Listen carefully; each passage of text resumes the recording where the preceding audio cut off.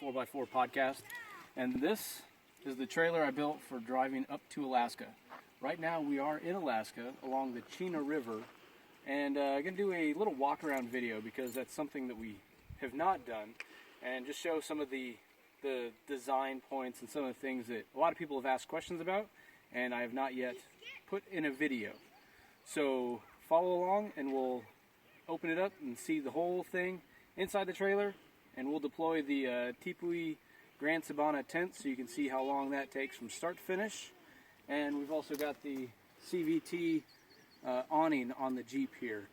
So let's check it out. So we're starting on the driver's side at the front of the trailer. And what we see in here, come on over.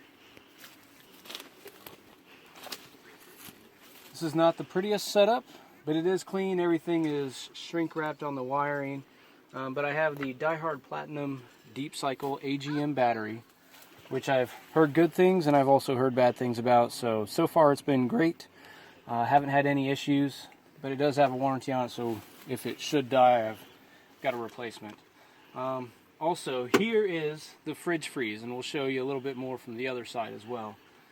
This is the 45-liter setup, and I've shown videos of that in other places, but you can run it on the DC 12-volt input or AC 110 input. It's got 2 speeds on the compressor, so you can cool things down a lot faster if you need to, and then an adjustable thermostat. And so right now we see the compressor is on, but it is very silent. It's very quiet. Here we have the T-Max dual battery controller, and when we hit the display it tells us the charging status. This stack here is for the battery on the Jeep actually, and this indicator is for this DieHard here on the trailer. And what this allows us to do is if the battery in the Jeep dies, I can just hit the auto link button here and it will link the batteries together, and it's all fused, so we've got a 200 amp fuse here, so that way it can send enough amperage and voltage back to the Jeep so that I can actually jump start the Jeep there. So rather than having the dual battery in the Jeep, which I may still do, we've got it linked together. So when you disconnect or when you shut the Jeep off, the isolator isolates the 2 batteries, and this battery is not pulling from the Jeep and the Jeep battery is not pulling from here, but I can link them together if I need to. Let's see, I think that's it as far as, we've got the fuse block here, so all the lights in here, which I'll show you here soon, they're all fused, and we also have a 12-volt power outlet so you can charge devices or run some exterior lights if we need to. Also here, we've got the Reliance fold and go toilet, which you can pop the legs out and put over a cat hole, or if you're in a sensitive area, you can use the wag bags and pack out your doo-doo.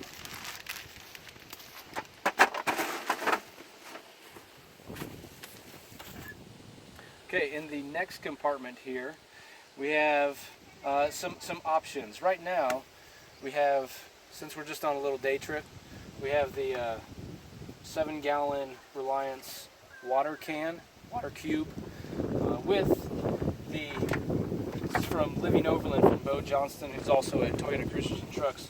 This is a 12-volt water spout, so we'll do a little quick demonstration of this as well. You can run this around and plug it into our 12-volt outlet, but having it arranged that way gives us the flexibility to put that in a vehicle if we're not taking the trailer somewhere and still have running water at the flip of a switch. So that is very cool, and it's a DIY kit, so you get all the parts from livingoverland.com and put it together yourself.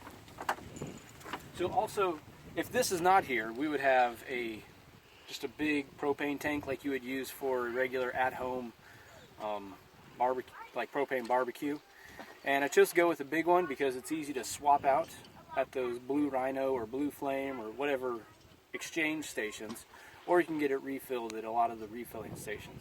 Having that flexibility and also that capacity, more than, and we've been using the same one for the entire month. We drove up to Alaska, used it a lot, and since we've been here, we've used it significantly. On this top shelf, we have 2 Dutch ovens, and it's very handy. And if you come in here, you can see the light switch. We have 2 switches. One is for above the shelf, and the lights are back there. It's kind of hard to see because we have, I don't know, about 20 hours of daylight right now. And then the other one is for the bottom. So, and I actually, it was kind of an afterthought, but I made the switch boxes using scrap wood after I had built the rest of the trailer. So eventually I'll probably go redo the switch box a little more professional, but for now, it works great, and it costs $0. Okay. Opening up the back,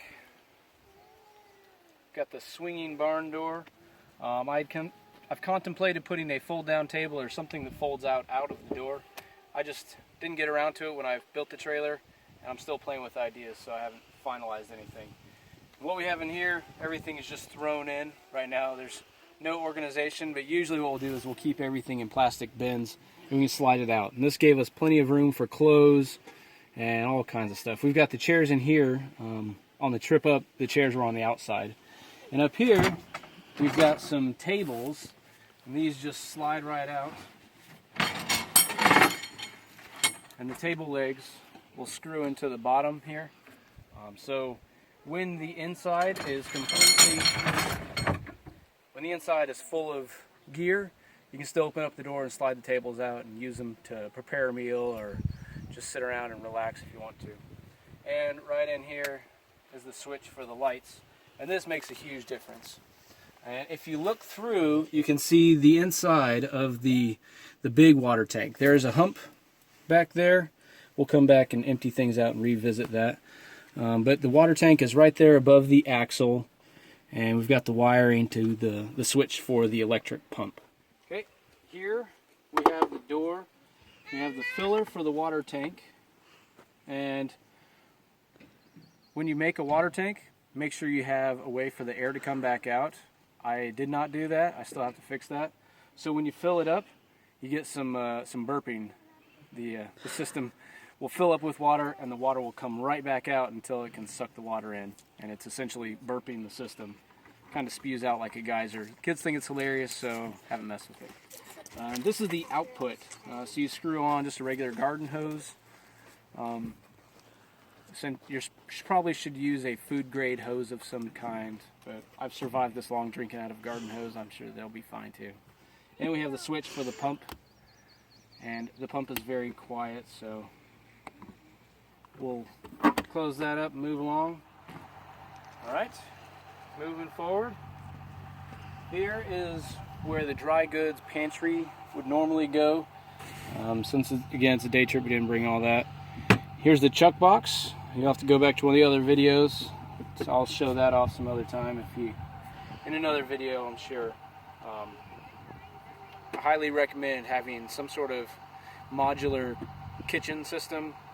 So that way, if you're camping in bear country like this is, you can take your kitchen somewhere else and prepare food somewhere else. So when the bears come sniffing, they're not right here at the tent. So that was a conscious decision, having that set up that way. Also here you can see the other side, the other chuck box, or the other Dutch oven rather. And we've also got a grill plate. You lay that right on the fire. All right, in the last compartment, here we have the fridge freeze, and we've got some of the groceries that we picked up on our way out. So, showing off the excellent hardware on the fridge freeze, and eventually I'm going to have this on a slide system so that we can slide the fridge out. That's one of the things I've been trying to figure out. There's a lot of different ways that could be accomplished, and spending $200 for the slides is a way, but I'm sure there's a better way to do the slides, and I'm still trying to figure out the engineering. So coming in here to check it out, we have all kinds of cool stuff in here. And the fridge right now is at about 34 degrees on the top side with all the groceries, and then the bottom, don't tell the kids, but there's ice cream down there and it's frozen. All right, this is our camping trailer. And the kids love it. Everybody loves how it functions. So let's go ahead and put up the tent and see how it works. You want to open the tent? All right. So I'm going to start the timer, and we'll see how long it takes to fully deploy the tent. Ready, start. This is a pretty simple process. Can easily be done by one person.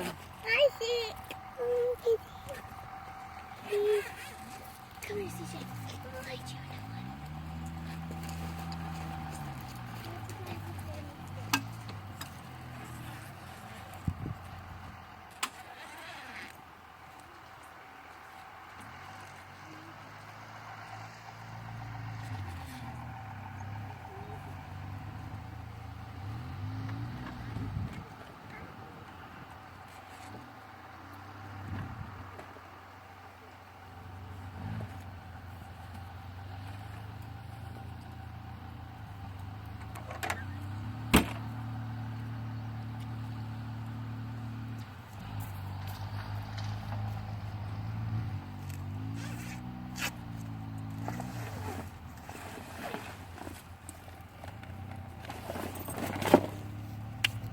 Drove through a couple streams getting here, so it's a little messy.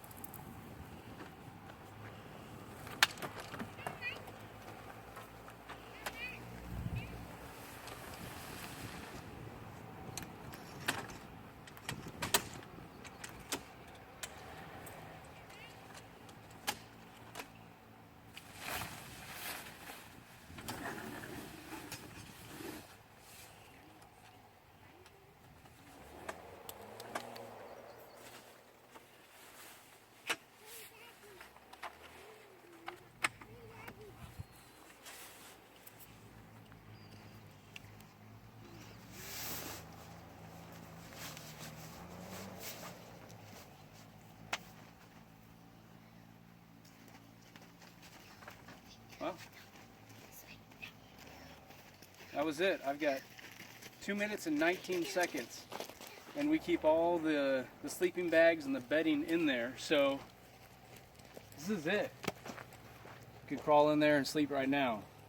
So we've got the spring rods that'll open up the windows and let some airflow in there, and there's bungee cords inside that you put the bungee cords in so that it pulls the fabric in when you close the tent. Keeps things from getting bunched up. But 2 minutes and 19 seconds to fully deploy and be ready to crawl in and sleep. So that's I think that's a surprise to a lot of people. But let's go ahead and open it up and check it out. Let you see what it looks like. Welcome inside. To the Tipui Grand Sabana video tour. So come on up, and this is a large tent, and we've played with different sleeping arrangements. I think what we've ended up deciding is that we sleep with our heads at this side and the feet out on the part that extends over the overhang. But I've got the windows open, and the far side is also open. Usually we'll drop down the netting so to keep the bugs out. But it gives a very nice cross breeze in here. And just to show, I am 6'1", and I fit just fine. I like having this here so it keeps my pillow from sliding away. But it also works this way. There's room below my feet for Humphrey the Adventure Beagle and for kids to smell my feet while they're sleeping down there. Just kidding, they sleep with their heads at the other end if they do. But this is a perfect size for our family of 5 and the dog. So if it's not raining, we will put the changing room annex on the bottom, and the kids can sleep down there, and we get the penthouse suite. And also, one of the cool things, I think some of the newer tents now offer built-in lights. That wasn't an option with us. So what I did is I went to Amazon and ordered some LED lights. So right here in the pocket, we've got a battery pack with 6 AA batteries, and I've got the string of LED lights strung all the way around the tent, and they are dim enough that they don't really attract bugs, but it provides plenty of light, and when it's actually dark, you can read by it. Of course, for camping here in Alaska in the summertime, you don't need the lights because we get, I don't know, 20 hours of daylight, 20 hours of the sun above the horizon anyways. It doesn't really get too dark in the summer, but this is it. So next we'll go back downstairs and check out the CVT awning. Since everybody jokes about the state bird of Alaska being the mosquito, we picked up the bug tent, the bug room, for the awning from CVT. And that's exactly what it is. It slides into the little C channels at the front and the back, and then it clips in with these little plastic clips to the aluminum poles. You got a zipper on all 4 sides, so you can open it up to get in and out. But this makes a great spot to get out from the rain and get away from the bugs for while you're eating or relaxing. So this is the first time we've put this up, and I think we'll probably be using it a lot more, so we can eat in peace and quiet and not have the bugs totally freak out the kids.